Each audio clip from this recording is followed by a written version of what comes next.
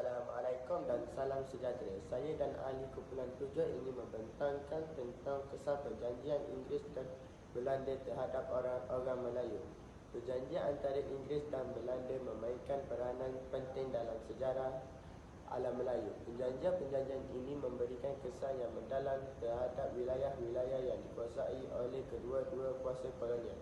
Selain itu, Perjanjian 1824 antara Inggeris dan Belanda yang dikenali sebagai Perjanjian London mempengaruhi perbatasan wilayah di alam Melayu. Melalui perjanjian ini, Singapura menjadi pusat perdagangan penting dalam rantau.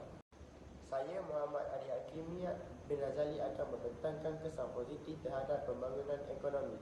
Perjanjian ini membuka pintu kepada perdagangan yang lebih luas di wilayah ini. Ini membantu dalam pembangunan ekonomi dengan meningkatkan perdagangan dan perniagaan di pelabuhan-pelabuhan utama seperti Singapura, Pulau Pinang dan Melaka.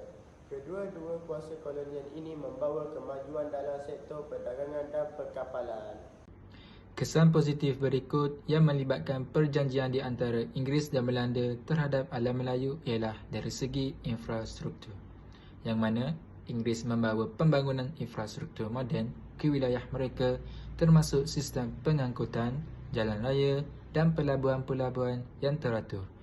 Ini membantu dalam memudahkan pergerakan barang dan orang serta menggalakkan pembangunan di wilayah tersebut. Manakala dari segi sistem pendidikan pula, sistem pendidikan diperkenalkan oleh Inggeris membantu meningkatkan taraf pendidikan di wilayah alam Melayu.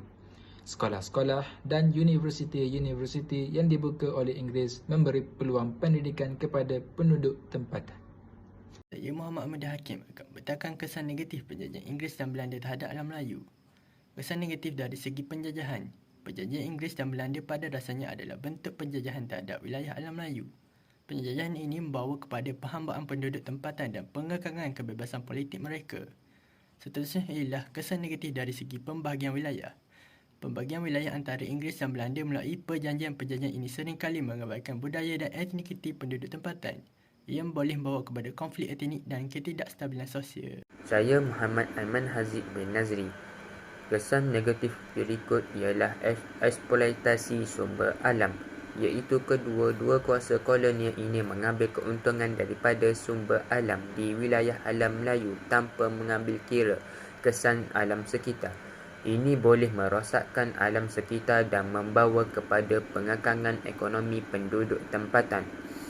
Akhir sekali, kesimpulannya ialah kesan perjanjian Inggeris dan Belanda terhadap alam Melayu adalah campuran antara pembangunan ekonomi positif dan penjajahan negatif.